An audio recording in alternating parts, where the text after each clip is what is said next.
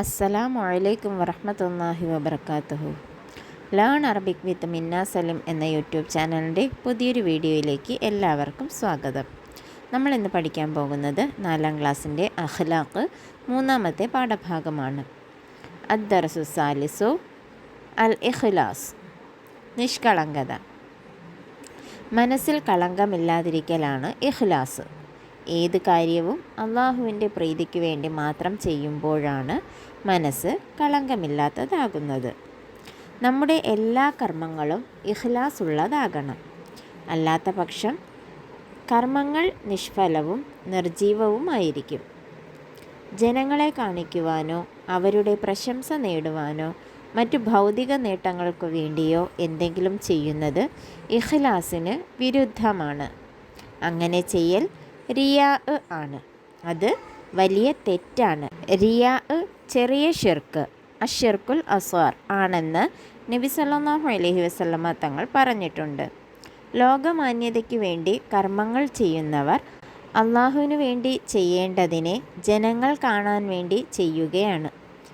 എൻ്റെ സമുദായത്തിൽ ഞാൻ ഏറ്റവും ഭയക്കുന്നത് അഷിർക്കുൽ അസ്വാറിനെയാണ് എന്ന് നബി സല്ലല്ലാഹു അലൈഹി വസല്ലമ തങ്ങൾ പറഞ്ഞിരിക്കുന്നു. ഇഖ്ലാസ് ഇല്ലാത്ത കർമ്മങ്ങൾക്ക് പരലോകത്ത് പ്രതിഫലം ലഭിക്കുന്നതല്ല.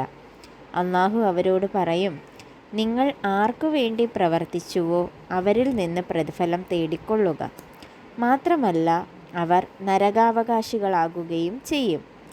എല്ലാ ഇബാദത്തുകളും അള്ളാഹുവിനെ കാണുന്നുവെന്ന വിചാരത്തോടെ നാം ചെയ്യണം. നാം അള്ളാഹുവിനെ കാണുന്നില്ലെങ്കിലും അള്ളാഹു നമ്മെ കാണുന്നുണ്ട്. അള്ളാഹു നമ്മെ മുഖ്ലിസുകളിൽ പെടുത്തട്ടെ. ആമീൻ. ഖാല റസൂലുള്ളാഹി സ്വല്ലല്ലാഹു അലൈഹി വസല്ലം, അൽ ഇഹ്സാനു അൻ തഅ്ബുദല്ലാഹ കഅന്നക തറാഹു വ ഇൻ ലം തകുൻ തറാഹു ഫഇന്നഹു യറാക്. നബി സല്ലല്ലാഹു അലൈഹി വസല്ലമ തങ്ങൾ പറഞ്ഞു, നീ അള്ളാഹുവിനെ കാണുന്നത് പോലെ അവന് ഇബാദത്ത് ചെയ്യുക. നീ അള്ളാഹുവിനെ കാണുന്നില്ലെങ്കിലും അള്ളാഹു നിന്നെ കാണുന്നുണ്ട്. അതാണ് ഇഹ്സാൻ. എന്താണ് നിഷ്കളങ്കത? മനസ്സിൽ കളങ്കമില്ലാതിരിക്കലാണ് നിഷ്കളങ്കത, അതായത് ഇഖ്ലാസ്, അല്ലേ? ഏത് കാര്യവും നമ്മൾ ആരുടെ പ്രീതിക്ക് വേണ്ടിയാണ് ചെയ്യേണ്ടത്? അള്ളാഹുവിൻ്റെ പ്രീതിക്ക് വേണ്ടിയാണ് ചെയ്യേണ്ടത്. അള്ളാഹുവിൻ്റെ പ്രീതിക്ക് വേണ്ടി മാത്രം ചെയ്യുമ്പോഴാണ് മനസ്സ് കളങ്കമില്ലാത്തതാകുന്നത്. നമ്മുടെ എല്ലാ കർമ്മവും കളങ്കമില്ലാത്തതാകണം. അല്ലാത്ത പക്ഷം കർമ്മങ്ങൾ നിഷ്ഫലവും നിർജീവവുമായിരിക്കും. ജനങ്ങളെ കാണിക്കുവാനോ അവരുടെ പ്രശംസ നേടുവാനോ മറ്റു ഭൗതിക നേട്ടങ്ങൾക്ക് വേണ്ടിയോ എന്തെങ്കിലും ചെയ്താൽ അത് ഇഖ്ലാസിന് വിരുദ്ധമാണ്. അങ്ങനെ ചെയ്യുന്നതിന് ലോകമാന്യത, അതായത് റിയാ എന്നാണ് പറയുന്നത്. അത് ചെറിയ ഷിർക്കിൽപ്പെട്ട കാര്യമാണ്.